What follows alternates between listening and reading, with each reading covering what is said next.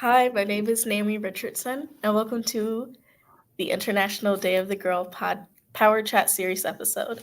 Today, my guests are Daniel Atkinson, founding director of Mothering Justice and Mothering Justice Action Fund, two organizations designed to improve the lives of families by equipping the next generation of mother activists, and Charnel James, the creator of Dear Self Care, a blog created to shed light on the self care and mental health within the Black community. Welcome, ladies. How are you? Good. Thanks so much for Good. having us. Thank Yes. you, of course. If you guys would like to give a little preview of yourselves before we start, that would be great. Yes. Charnel, Danielle. go Oh, ahead. I'm like, no, you want to go first. So hello everyone. So, like Naomi said, my name is Charnel James, and I am the creator of Dear Self Care. So just a real short, condensed story about what started it. It started out as a blog, as a means for me to express what I was going through at the time. I created in 2017. I was dealing with depression and anxiety, and I didn't know who to talk to about it because in our community, no one talks about mental health. And everyone who knew me to be outgoing and happy, but I was really struggling. And writing became a passion of mine just through my own, trauma, I would say.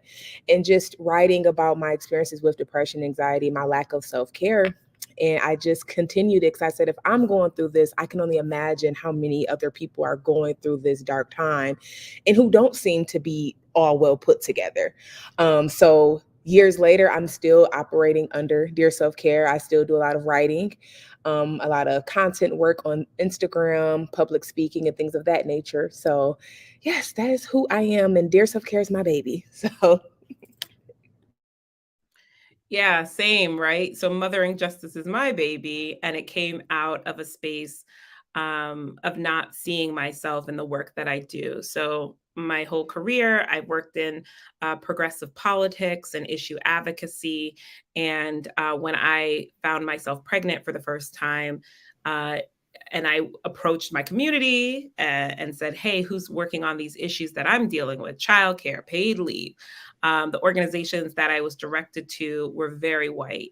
And it was triggering, and it reminded me of what I had heard time and time again, explicitly and implicitly, that women of color, Black women in particular, were not the face that they wanted to have on these issues, right? Because our society has ideas around who deserves care, who deserves access, and we're not included in that narrative. And so, Mothering Justice was my love letter to mothers of color, to my own mother, to my own journey, that we deserve advocating for. We deserve to be recognized as the strategists, the organizers, and the policymakers, and that we can be unapologetic about our caregiving as my kid is screaming outside the door. Thank you guys for that great introduction. I'm really excited. So let's get started. So, International Day of the Girl is a day that can be looked over by many. What is the most important thing that each of you want to express on this day for other girls or women to hear and really digest and take in? Well, there's so many things, but I think that it gets better is really important. As I have four girls of different ages. It's hard when you are looking at the world and you can't see your place in it. You can't see your power, and you see nothing but problems and feel powerless. Know that you are really surrounded by people who are watching you, who care for you, who are trying to be an example for you. And then you can do anything you want to do, and you can do everything you want to do. Might not be able to do it all at the same time, but you can do everything. And we're here for you. So I appreciate this day to also remember our own girlhood, right? And the struggles of that time, but also the hopes and the dreams, and remind ourselves that we can always dream like that too. So there's messages on both sides, I think. Yes, that was amazing, Danielle. How do I follow that? But I agree. I feel like the International Day of the Girl is also too just reminding yourself of like your power and your ability to do, like she said, all the things that you want to do. I feel as though with girls, we're always told to not think so big or that's too much to handle. You should do this and do that. But why can't we be just who we are, just be this flamboyant, robust person in all of our works? And I think that's what's mostly important. And also, just when I connect with my girls, even like in my full time job as a teacher, just reminding them that you are beautiful the way that you are. I know, like with social media, we have all these expectations, societal norms telling us how we should look, how we should talk, how we should act. And I feel like this day just recognizes all the girls that come from different backgrounds and different spaces and just taking honor in who they are. And I think that's something we need to remind even ourselves as adults that we're different, but we're still unique in our own ways. And it's power in that and being able to tap into that power and use it for the better good. I love that. Thank you guys for just giving me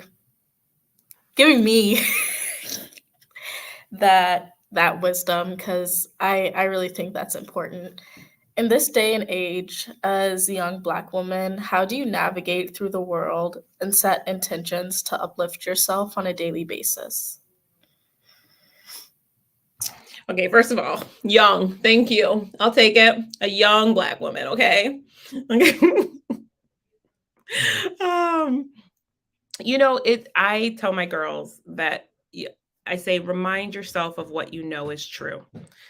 There's so many conflicting things in your head, stories that you tell yourself, stories that the outside world tells you, but remind yourself of what you know is true. I am safe right now. I am loved right now. Even if I can only point to myself as the person who loves me, I can experience love. I can always access joy in every second. I can access something that is joyful. There are people that will listen to me. I am brilliant. I am okay right this second. So just, whenever things get hard and you feel that anxiety, if you can find a little space just to remind yourself of what you know is true.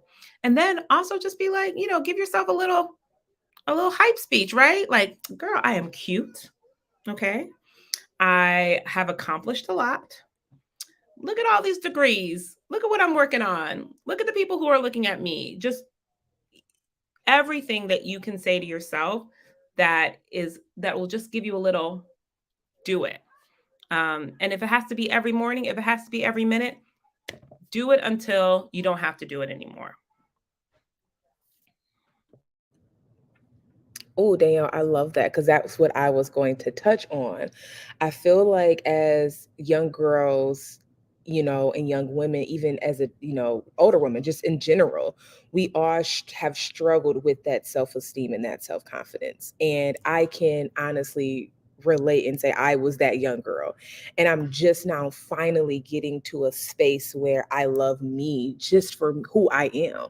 And it's funny you said that, giving yourself those hype speeches. I had to do that today. Like my coworker, we was playing, but he was like, "I'm so tired of seeing you on Facebook posting." I was like, "And that girl is fine. Okay. I look good.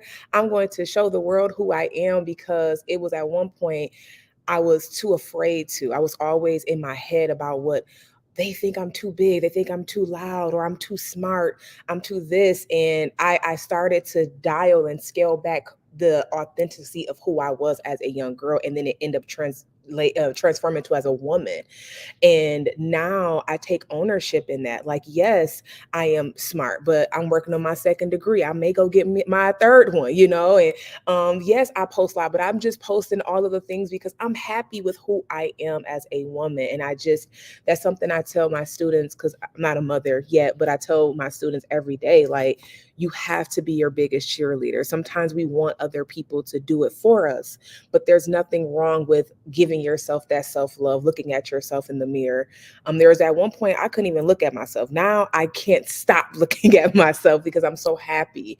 And this day is just, again, just going back to this day, is just honoring that, like, it's it's okay to be a young girl and being obsessed with who you are, because the world is trying to break us down, especially as Black girls and women. And we just have to continue reminding ourselves of who we are.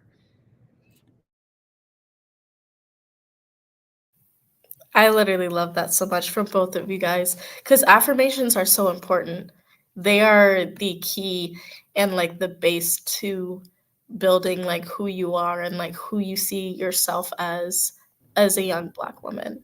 And also, I'm sorry, Naomi, just to like also piggyback on that affirmation, like just thinking back to our childhood, no one taught us about what affirmations were. So we had to learn as we went on. And it's now that we learned it, we have to instill that into the next generation to continue that pattern, because we can no longer hide all this goodness and greatness that we have. Yes. Okay. And the next question is, what does activism mean for you in your respective and unique passions and professions? Yeah, Cheryl, do you want to go first? I feel like I keep going first. Oh yeah, that's totally fine. I can go first. I feel like having activism in the work that I do with advocate for mental health and self care is just important. And what it looks like for me is just using my voice. I feel that I was telling. It's funny. I was having this conversation with my students about when you think about people that start businesses and nonprofits, it's always something that fueled it. They had to experience something for it to happen, and for them to create what they have. And for me, discussing and advocating for mental health it's like it's needed, especially coming after the pandemic. Like coming from the pandemic and dealing with being virtual, having to wake up every day seeing people, die from COVID, and then the murder of George Floyd. It was a lot to take in, and we have to start healing ourselves from all of the things that we have endured. And that's why I use my voice. And with that, it's like I said, it's a passion. I went through it. I'm seeing the need in my community, and I want to continue to use my voice until we are no longer ashamed to talk about our struggles with mental health, and also just taking that ownership and caring for ourselves and not waiting on anyone else. Self-care is an act, that it's not an act of selfishness. It's an act of really refueling yourself so that you can continue to be your greatest self to everyone else. And that is how I use my voice and my passion through activism. I love that. Thank you so much. I want to introduce Casty Conley really quickly. Everybody say hi. She's a figure skater and also very into politics and poetry. So, yeah, we'll be having a conversation with her soon. I'm going to mute myself so you can go ahead and say your piece, Danielle. Yeah, so I think activism to me is really putting your truth into the world and your solution into the world. The other day I was in an intensive, and it was predominantly white people talking about the work that they do and the research that they do. And their research was very much based in their lived experience. And I thought to myself, what would this space look like if there were a diversity of faces, and with diversity of faces comes the diversity of experiences? What would that look like? And so you putting your truth into the world, your solution into the world, gives others an opportunity to see themselves and see their lived experience, and for them to let their shoulders down, right? If you are dealing with something, if something is true to you, if something is great to you, if something is horrible to you, I bet you anything that there is someone else that can relate to your story. And you putting that out there, breaking the silence, breaking the social norms of holding it all in, is what's going to free somebody else. Your liberation is tied to and will lead to someone else's. And so that's what activism is to me. And it is a daily act that looks different for everyone. And there's so many ways to pick up your load and journey in the world. I was talking to someone, we were doing some survey questions, and we're trying to figure out how we ask people about civic engagement. And we really wanted to untangle it because that looks so different for so many people, right? For some people, civic engagement is voting. For some people, it's providing food for your neighbor on a regular basis. For some people, it is protesting. It can look so different, but as long as you keep acting, you keep putting one foot in front of the other and doing something, you're changing your life and others as well. Thank you for that. I'm going to repeat the question so Cassidy can answer it. It was, what does activism mean for you in your respective and unique passions and professions? And I just want to say thank you to Danielle and Char for answering that so beautifully. Go ahead. Yeah, you guys answered it very thoroughly, and I really appreciate that.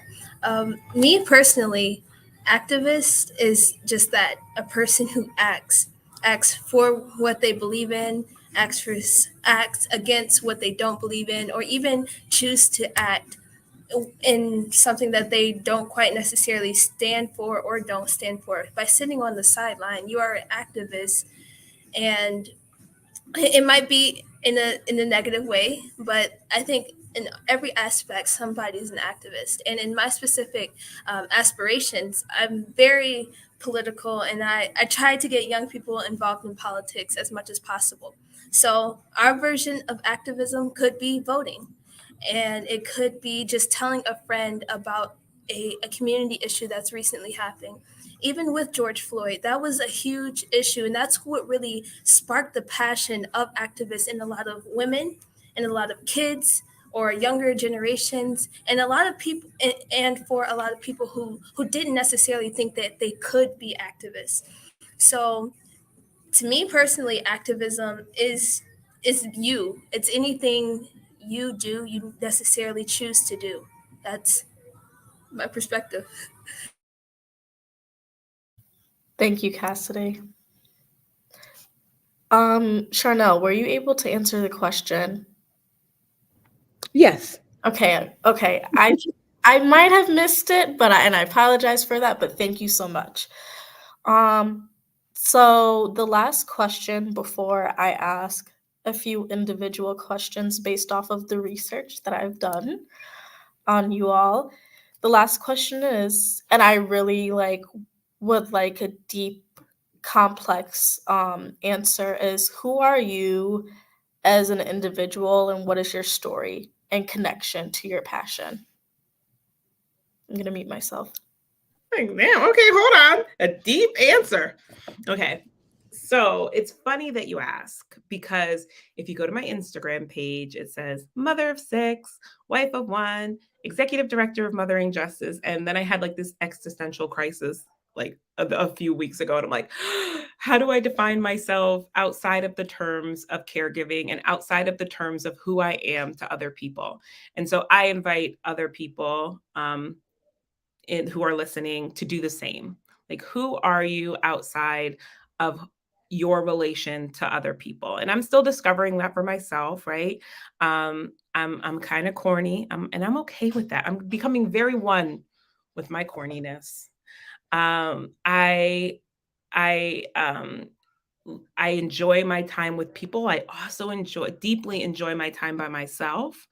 I do love to caregive, but I also love to learn about others. I am someone who wants to see a better world. I see the world as broken and out of balance with each other, with the earth, and with our higher purpose. And we need to get more in line with that.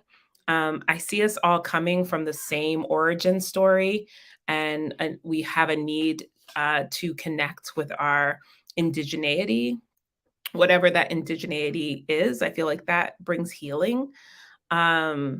And yeah, and then I could also define myself in terms of the relationship to other people, but I've been doing that a lot in my life. So I often, if you asked me 4 weeks ago, I would say I'm a child of an immigrant, of 2 immigrants. I obviously have my children, I have my husband, and those are all very precious to me. But I think it's important, when all those things go away, I still have my own identity.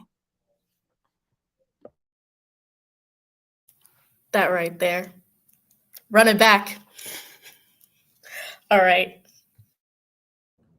Yeah, I could go next. That This is a very profound question. It's a healing question as well, because all of us on this panel and people that are also like watching, I think we all struggle with having that identity because we have been so groomed to just always do what we have to do, go to school, go to work, get married, have kids. Like that's just it. And we never really had the opportunity to really find who we are as just an individual person.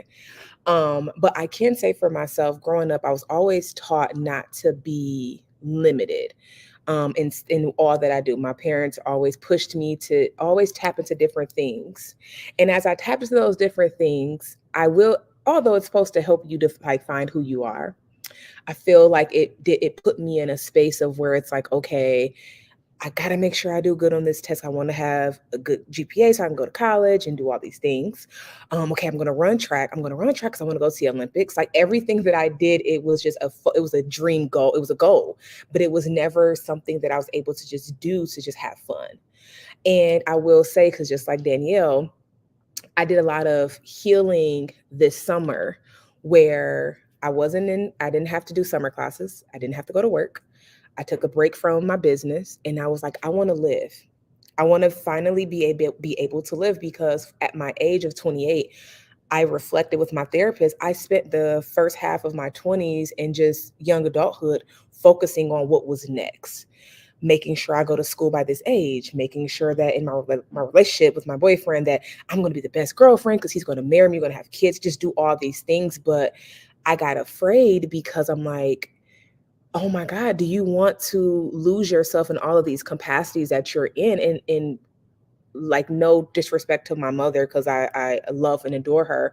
But in reality, that's something my mom had struggled with. And it didn't register to me until this summer that's what she was telling me about dating young and trying to start, your life so soon with this person, and just getting so engrossed in all that you're doing because you tend to lose who you are.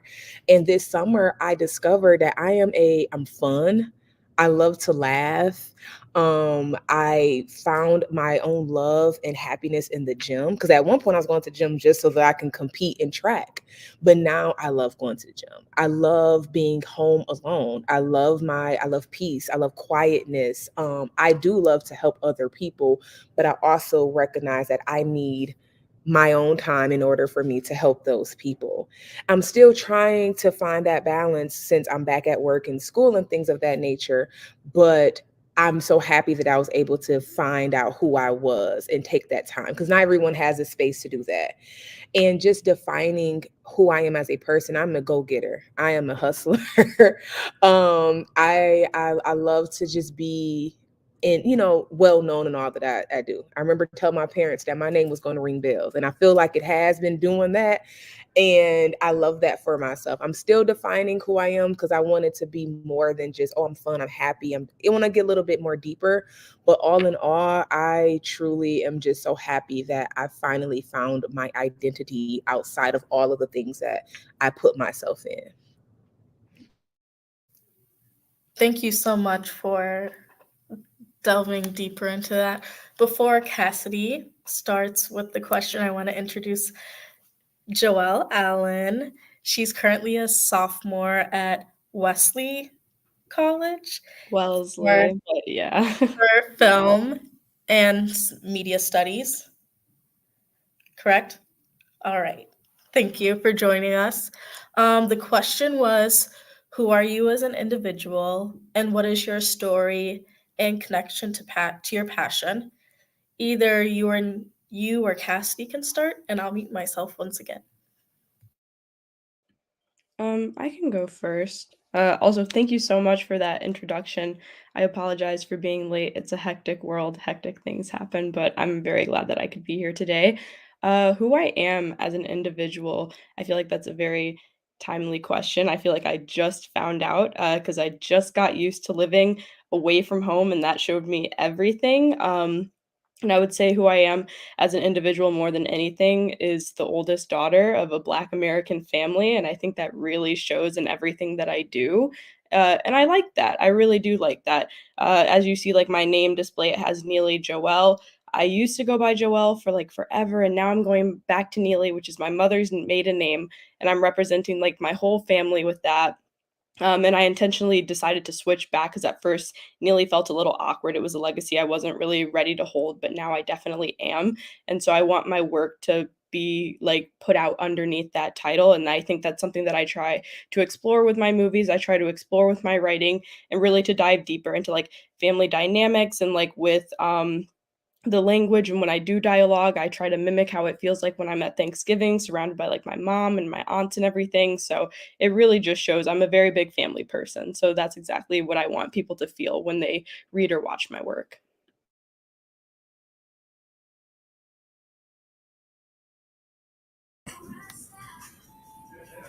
Oh yeah, I'm sorry. I didn't know if you were gonna talk in the middle, but no, I really love that. That really hit close to home. But similar to all of you, I'm still kind of finding myself. I'm 17, so this is still new. I'm new to life, literally. But uh, what I've noticed, I am an empath. It's something I learned recently through the power of girlhood in many organizations. And when I define myself, I always find myself attaching it to other organizations or other titles that I hold, but never really knew how to describe who I am as a person. But if I were to try, I would say I'm always trying to make people happy, try to be positive. I find myself a person of service. That's really where I feel happiest or feel I'm best can represent myself is when I'm doing good things for others and representing others the best that I can. And uh, I mean, I find myself even in my passions in politics. That's where how I led to that, and it's such a beautiful thing to be able to shine and representing youth, representing Black youth and Black women in the industry where we lack representation. And yeah, that's me. I love that. I really appreciate you guys going in depth of who you are. And I wanted to join in and answer the question. And being 21 years old, I understand, Cassidy. I'm a baby. I am a baby. And who I am as an individual, connecting to my passion with writing and poetry and film, I am a storyteller. And that is just simply that. So I'm going to start with the individual questions. So first is Charnel. What is your column in the Power of Girlhoods magazine, A Moment with Charnel, about, and how do you intend to reach and expand your audience?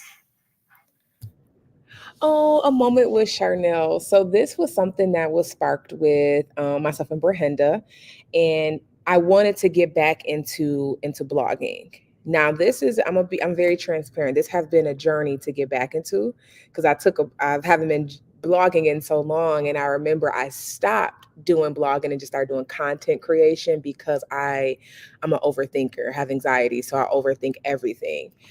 And when we had the conversation, I said, this would be great for me to get back into blogging because I'm thinking of different topics. And a lot of the topics I come up with are things that I'm experiencing, because if I'm experiencing something, I can only imagine who else is experiencing it. So a lot of the blogs are just solely based around like self-care, mental health, and just giving out different tips on how to maneuver through life. So the latest blog that I had created was back to school. And the back to school hit home for me because I'm a teacher and then I'm in grad school. So just having that space to just write about how we're going to make this school year successful, taking care of ourselves, going to bed early and doing things of that nature. And I feel as though with this, the moment with Charnel, it's going to reach many, many different girls from different backgrounds, different schools. And that is my goal because like I said earlier, I want to make my name a household name. I want people to know who I am.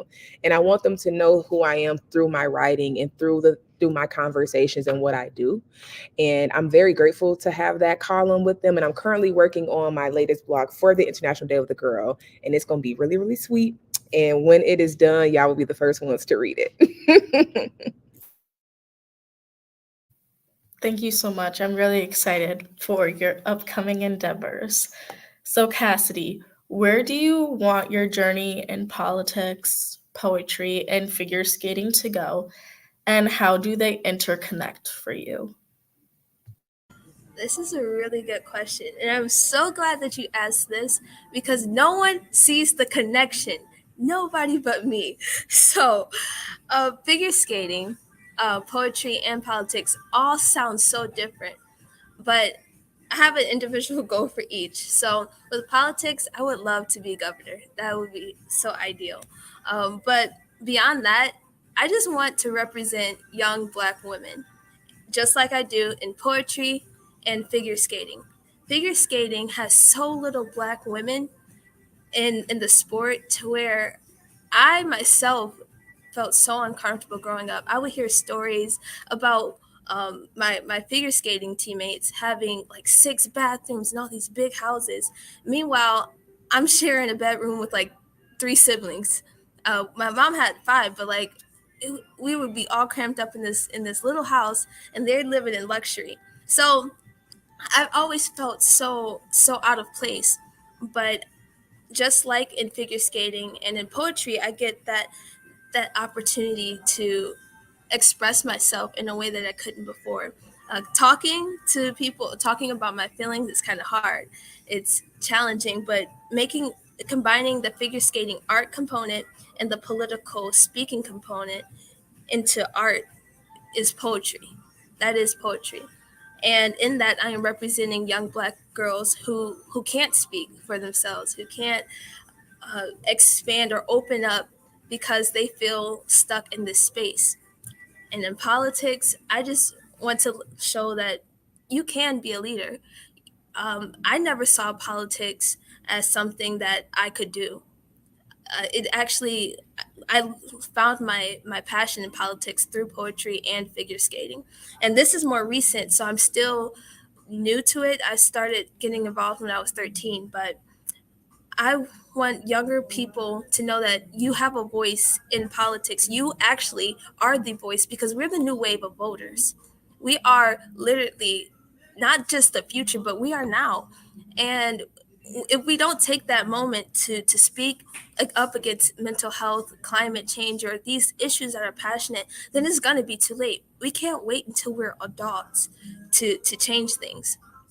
Although we can work with adults and work with people who are older than us, we can't wait. We have to take action now. So in all of these things, I want to just represent young Black women and let them know that you can do whatever it is. It may not be politics. Politics may not be your thing, but you could become a doctor, a lawyer, a content creator, whatever it is that you desire. That's your thing. Thank you for that. And I feel like that's another form of affirmations for young Black girls. So, Danielle, what is your end goal for Mothering Justice? And where do you see yourself in 5 years? Wow, 5 years. Well, let's start with the first part. My goal with Mothering Justice is to change policy, to change the face of who does this work, and to change the narrative. And so, first, I'll start with the narrative. Again, like I, started in my introduction talking about the narrative around women of color, people of color. People of color, women of color, mothers of color is a term coined by Black women to talk about the potential political power of when people of color come together. I want to live into that political power. I think when people come together and talk about our collective impact, our collective contribution to this country, and our shared vision for what community society looks like, we win. We know how impactful communities of color have been, and just the act of caregiving, the perspective that gives, and lends to the conversations. And so I want that to be resounding, and I want that to be my legacy. policy, family-friendly policies. President Obama once said that we live in a we live in a modern family world with Mad Men policies. And I need to find two shows that are more current to really express that sentiment. But what he was trying to convey was that it won't made for us. Our policies, our workplaces were designed initially and really still live into one white man working outside of the home, a white woman he is married to in the home, and unpaid Black and brown labor taking care of the children in the household. That is what the policies of this society and the workplace policies reflect. So if you are a Black woman holding it down all by yourself, working the night shift, childcare doesn't line up with that. Paid leave doesn't line up with that. Your educational opportunities, you don't have the money for that. None of these policies line up for that way of that life, because it was never designed for us. So I want to change policy and continue to change policy in this country. And then again, like I said, women of color can be, because they have been, the organizers, the strategists, and the policymakers. We look at the legacy of the Black Panthers. Free meals in this country, free school lunches. The governor just made that happen in this country. That is a program from the Black Panthers. Loving versus Virginia, the Supreme Court case that made interracial marriage legal, which paved the way for LGBTQ marriages to be legal. That was led by a Black woman. We can point to so many times in history that women of color have led and paved the way because they had to. And so I want to lift up those voices and lift up the possibility and the reality of that expertise leading our country. Oh, and in 5 years, I want to rest. Okay. So Cassidy, you can take over. I'm going to be on a beach. That's perfect timing. 5 years. You got this. And I want to go.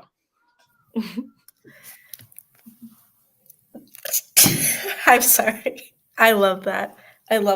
Thank you for really delving deeper into policymaking, because I do agree that Black women and women of color have been the main leaders in changing this world. So, Joelle, how do you plan on lifting marginalized voices through filmmaking? I feel like filmmaking is actually a new medium for me. Most of my background has been in journalism. And through journalism, I really learned the value of hearing somebody say something in their own words. So through film, I think that's just adding another component to it. So, like, seeing the person and hearing them in their own words, and like seeing their mannerisms and seeing their setting and everything like that, really getting to know somebody a little bit more, like, holistically, is what I would say. Because that's like my favorite part about journalism. That's my favorite part about the media that I create, is just getting to know a person as a whole and asking them questions that they probably thought nobody cared about and that nobody would ask them. So I feel like I really just want to amplify their voices and help them tell their stories rather than tell their stories for them. I just want to give them a platform. I love that. I just wanted to say thank you so much for all of you guys joining. By far, one of the best critical conversations I've had. I appreciate you guys so much for coming through and allowing me in your space and allowing me to ask you questions about you. And that's it. Thank you for tuning in to International Day of the Girl on the Power Chat series. Bye, everyone. Thank you all. Bye. Thank you. Yay. Okay, bye.